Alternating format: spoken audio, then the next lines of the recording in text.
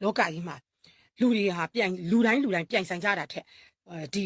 တရင်တက်ဖွဲ့တက်ခွဲတွေမှာလည်းအပြိုင်ဆိုင်တွေရှိကြတယ်အပြိုင်ဆိုင်တွေလုံနေကြတယ်အပြိုင်ဆိုင်လုံတာဟာတော်လှန်ရေးမှာသူ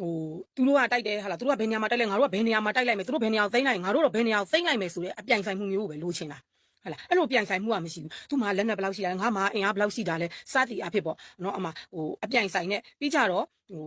ခွဲတွေ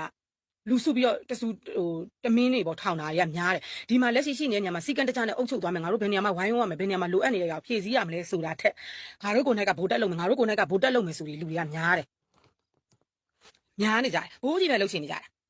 ဟုတ်တယ်နော်ဘိုးကြီးပဲလှုပ်ချင်နေတာမိမိအောက်ကကလေးတွေကိုဘယ်လိုကင်တွယ်ရမှာလဲဘယ်လိုထိန်းချုပ်ကြမှာလဲစနစ်ကောင်းကိုဘယ်လိုလုပ်ကြမလဲဆိုတာကိုသူတို့မသိဘူးစနစ်ကောင်းမှနိုင်ငံကောင်းမှဟုတ်တယ်နော်စနစ်ကောင်းမှစီကံကောင်းမှလည်းစနစ်ကောင်းမှလည်းနိုင်ငံကောင်းမှအတူတူပဲဒီဥစ္စာဒါရင်ရှိနေသေးတာဘယ်လိုလုပ်နိုင်ငံကောင်းမှလဲအဲ့တော့နိုင်ငံအတွက်ပြည်သူအတွက်ဆိုအလက်ကားဖြစ်မနေဘူးလားဟုတ်တယ်နော်အဲ့တော့ပြောချင်တာကလက်ရှိတက်ခွက်အုပ်ချုပ်တယ်ဆိုတက်ခွက်မှုကအဓိကအဲ့ခရပဲအခုဘာတွေဖြစ်နေလဲဆိုတော့ကလေးတွေကိုမူရစေးဝါးတွေနဲ့ပျော့အောင်ထားမယ်မူရစေးဝါးတွေနဲ့ပျော့အောင်ထားမယ်အဲ့ဟာတွေကလုံးဝလွဲမားနေတဲ့အချက်တွေပဲဒီအဖွဲ့ဒီမှာလွတ်လပ်မှုမရှိဘူးဟုတ်လားဟိုဘက်မှာမူရစေးဝါးသုံးရတယ်ဟိုဘက်မှာလွတ်လပ်တယ်အဲ့ဆိုအဲ့ဘက်ကိုကလေးတွေကနေကျင်ကြတယ်အရင်မဲ့နေရာတိုင်းမှာမူရစေးဝါးတွေမှာရှည်တန်းလို့ဆိုတဲ့နေရာမျိုးမှာတော့မူရစေးဝါးသုံးခွဲဆွဲခွင့်ရှိတယ်ဒီပြည်နယ်ထဲမှာရနေတယ်ဘလို့တွေရနေတာလဲတော့မသိဘူးရနေတယ်ဒါတွေဟာအောက်ခြေခံမှာဘလို့မှမကောင်းနိုင်ဘူးငါတို့ခွဲအတွက်ဟာလားအင်အားဖြစ်ဖို့ငါတို့တိုင်ရင်တစ်ခုထူထောင်နိုင်ဖို့အတွက်ညီပေါင်းစုံနဲ့မစည်းရုံးကြပါနဲ့ငါတို့နိုင်ငံအတွက်ငါတို့ပြည်သူအတွက်ဆိုတာကိုတကယ်လုံနိုင်လားတကယ်လုံနေတာလားအဲ့ဒါအဓိကအရေးကြီးတယ်ကျွန်တော်တို့ကနိုင်ငံကောင်းဖို့အတွက်အခုအလုပ်လုပ်နေရတယ်နိုင်ငံကောင်းမှပြည်သူကောင်းမှလေဟာလားနိုင်ငံကောင်းမှပြည်သူကောင်းမှနိုင်ငံမကောင်းနေလို့အခုလိုပြည်သူတွေဒုက္ခရောက်နေတာလေတော့ကျွန်တော်တို့ခေါင်းစဉ်ကပြည်သူကိုကာကွယ်စောင့်ရှောက်ဖို့ပြည်သူတွေကိုကဲ့တင်ဖို့ပြည်သူအသက်အိုးအိမ်စီးစိမ်တွေကိုကာကွယ်စောင့်ရှောက်ဖို့ကာကွယ်ဖို့ပါဆိုဟိုလူကလည်းခေါင်းစဉ်တက်တယ်ပြည်သူကာကွယ်ရေးတက်မယ်ဒီလူကလည်းခေါင်းစဉ်တက်တယ်ပြည်သူကာကွယ်ရေးတက်မယ်ပြည်သူကိုကာကွယ်ဖို့နေနေတာလက်ရှိမိမိတိုင်ရင်တက်ခွဲတဲ့ရဲဘော်တွေအောင်ကာကွယ်နိုင်လို့လားစနစ်တကျအုပ်ချုပ်နိုင်လို့လားပေါက်လို့ပဲစားဗယံပဒတွေနဲ့အုပ်ချုပ်နေတာဒီလိုမျိုးတွေဆက်ပြီးတော့အုပ်ချုပ်သွားလို့ကျွန်တော်တို့တော်လှန်ရေးအောင်ရင်လဲဒီကလေးတွေဟာအကျင့်ပြတ်ချစားတဲ့ရဲဘော်တွေပဲဖြစ်မှာပဲနိုင်ငံကောင်းသားသမီးတွေဖြစ်မလာဘူးစစ်သားကောင်းတွေဖြစ်မလာဘူးအကျင့်ပြတ်ချစားကုန်မှာပဲအဲ့တော့သူတို့တွေမှာအကျင့်ပြတ်ချစားရင်ဘယ်လိုသူတို့အုပ်ချုပ်မလဲအရေးကြီးတဲ့အစိတ်ပိုင်းတွေကိုလူတွေကမလုပ်ဘူးလူတွေကအရေးကြီးတဲ့အစိတ်ပိုင်းတွေကိုဘယ်လဲခေါင်းထဲကိုမထည့်ဘူးအပြိုင်ဆိုင်သူ့မှာအင်အားဘလောက်ငါမှာအင်အားဘလောက်ငါအင်အားဖြစ်ပြီးငါတက်ခွဲရနေစစ်ကြောင်းဖြစ်ဖို့တိုက်ရင်ဖြစ်ဖို့စသည်အဖြစ်ဒါတွေကိုပဲစူးစမ်းနေတာငါတို့ပြည်သူအတွက်ကိုအသေးသေးလေးခေါင်းထဲမှာထည့်တာအကြီးကြီးကသူတို့အတွက်ပဲသူတို့စဉ်းစားနေကြတာခေါင်းဆောင်ကပိုင်းနေရအဲ့တော့ပြောပြချင်တာဒီကလေးတွေကိုမူရစေးဝါးတွေနဲ့ဖြားယောင်းပြီးတော့လူအင်အားတွေစုဖွဲ့ပြီးတော့အုပ်ချုပ်သွားမယ်တော်လှန်ရေးလှုပ်သွားမှနဲ့စရင်စစ်စင်းမြင့်စီကံစနစ်တကျစီကံနဲ့စနစ်နဲ့ရှိဖို့အတွက်ကြနလေးဒီကလေးတွေကိုအုပ်ချုပ်သွားရင်အယောက်20ပဲရှိပါစေအဲ့ဒီအယောက်20ဟာစစ်သားကောင်းဖြစ်မယ်နိုင်ငံသားကောင်းတွေဖြစ်မှာဟုတ်တယ်နော်အဲ့လိုကိုယ်စီမှာရှိရလူ90ရှိရင်90ကိုအဲ့လိုအုပ်ချုပ်ကြမယ်လူ100ရှိရင်လူ100ကိုအုပ်ချုပ်ကြမယ်100ထဲမှာ90ပဲရှိပြီအဲ့90ကစစ်သားကောင်းပြီ90ထဲက10ယောက်ပဲရှိပြီအဲ့10ယောက်ကစစ်သားကောင်းဖြစ်ရမယ်အခုတော့ကိုယ့်စီမှာအင်အားတစ်ခုရှိဖို့အတွက်ဟာလာနေမျိုးတွေနဲ့သူမြင့်တက်ခွဲဟိုဘက်တက်ခွဲဘယ်နေရာပဲဖြစ်ဖြစ်ဘယ်ကနေပဲပြေးလာရောက်လာမြူဆွဲပြီးတော့ခေါ်တယ်ရောက်လာငွေစီဝိုင်းနဲ့ကလေးတွေကိုဖျားယောင်းထားတယ်အတော်များပဲနော်ခေါင်းစဉ်တစ်ခုဘယ်သူပါလို့ခေါင်းစဉ်တစ်ခုမတက်တာပဲဒီစကားတွေကဘယ်အဖွဲ့အစည်းတိုင်းရပဲကြာ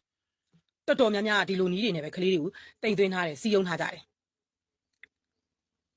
အဲ့တော့ကျွန်တော်တို့ဒီကလေးတွေကဘယ်လိုလားကောင်းတော့မှာလဲအနာဂတ်ရဲ့ကလေးတွေပါဆိုတာဘယ်လိုဒီကလေးတွေကိုကျွန်တော်တို့ကပြည်သူကယုံကြည်အားကိုးရတော့မှာလဲဘယ်လိုအနာဂတ်ကျယ်ပွင့်နေတောက်ပရတော့မှာလဲတချို့ကလေးတွေမူရစေဝါသုံးဆွဲနဲ့စစ်တိုင်းနဲ့ဗျံပနာသေတာတွေရှိတယ်နော်မသိတဲ့အခါကျတော့ဟာငါတို့ကလေးတွေကြာသွားတာယူကြိုးမရခေါင်းဆောင်တွေသိဖို့နော်နေတို့စီးပွားရေးတစ်ခုအတွက်နဲ့ငါတို့ကလေးတွေကိုအဆုံးချမနေနဲ့နေတို့လူအင်အားရရှိဖို့အတွက်ရိုးသားလေးနဲ့တော်လှန်ရေးစိတ်တဲ့အပြည့်အဝရှိဖို့စီယုံပြီးတော့ခေါ်ယူပြီးတော့စောက်ရှောက်ပါအင်အားတိုးပါအောင်လုပ်ပါအဲ့ဒီလိုမျိုးမလုပ်ဖဲနဲ့ဘယ်လိုပြောမလဲတစ်ဖက်ဒီမှာကစစ်မြင့်စည်းကမ်းတင်းကျပ်ရင်ကလေးတွေကခုနပြောသလိုမျိုးပေါ့တကယ်စစ်မှန်တဲ့ကလေးတွေကဒီလိုအရာတွေမမှုဘူးရောင်ဝါးကလေးတွေကြတော့ကြောင်တောင်တွေဖြစ်တယ်ဟိုဘက်မှာက မူရစေဝါသုံးဆွဲလို့ရတယ်အရက်သေးစားတောက်စားလို့ရတာငါတို့နေချင်းတွေလိုနေလို့ရတယ်တနက်တကားကားနဲ့သွားလိုက်လာလိုက်သွားလိုက်လာလိုက်တနက်တကားကားနဲ့နေချင်းတယ်လို့နေလို့ရတယ်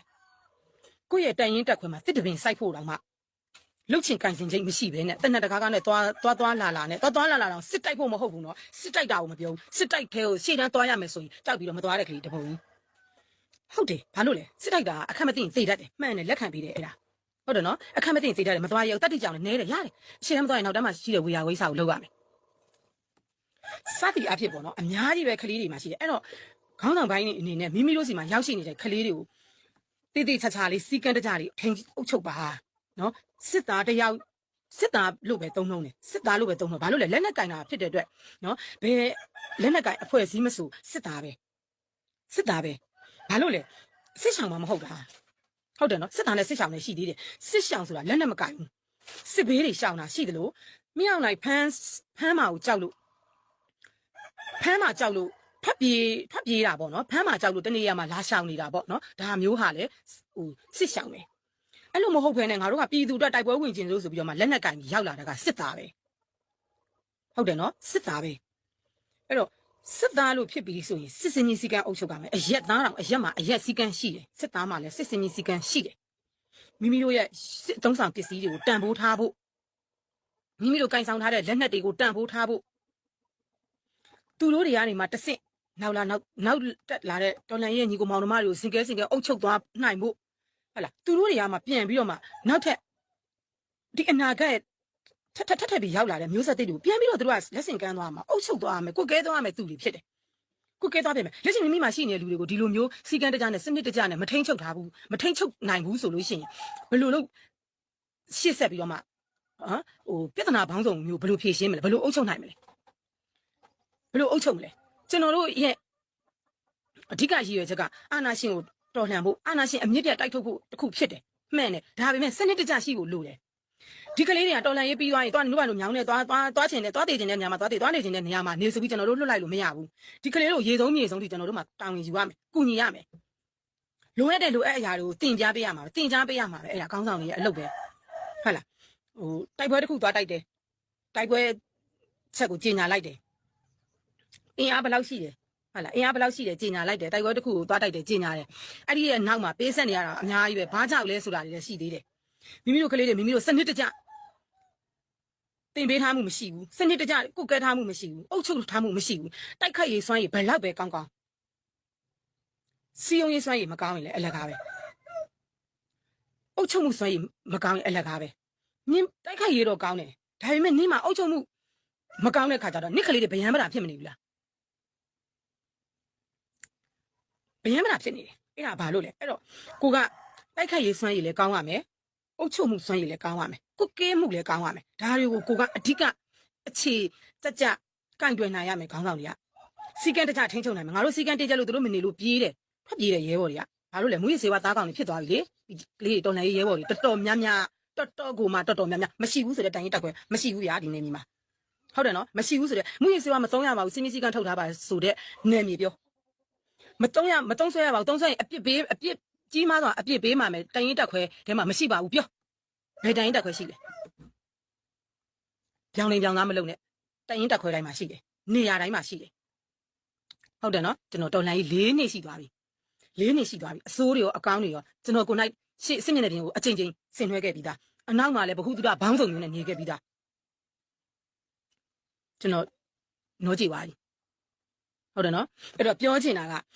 ကိုတိုင်ရင်တက်ခွဲနော်မင်္ဂလာပါအမကြီးနော်အားလုံးလည်းမင်္ဂလာပါရှင်နော်အားလုံးကိုလည်းအခုလို live တက်လာပြီးတော့မှာပေါ့နော်မဆိုရ live လေးကိုနားထောင်ပေးတဲ့အတွက်လည်းအားလုံးကိုလည်းကျေးဇူးတင်ပါတယ်အထူးကိုလည်းကျေးဇူးတင်ပါတယ်မဆိုရ live ပို့လေးတွေကိုလည်း live and share လေးတွေနဲ့လုပ်ပေးကြပါပြီးလို့ရှိရင်လည်းအောက်မှာအမြင်လေးတွေလည်း comment ကလေးတွေရေးသွားပေးကြပါအတွေးချင်းဖလှယ်တာပဲမဆိုရဟို online ပေါ်ကနေတယောက်နဲ့တယောက်ကလက်ရှိမြေပြင်မှာသူရှိနေကြတာမဟုတ်တဲ့အတွက်ပေါ့နော် online ပေါ်မှာရှိနေတာဖြစ်တဲ့အတွက် online ပေါ်ကနေပြီးတော့မှဟိုအချင်းချင်းပေါ့နော်အတွေးဖလှယ်သွားမယ်ဟိုဆွေးနွေးသွားမယ်ပေါ့နော်အဲ့တော့ဟိုဟာလေးတွေပေါ့နော်ကိုယ့်ရဲ့ဟို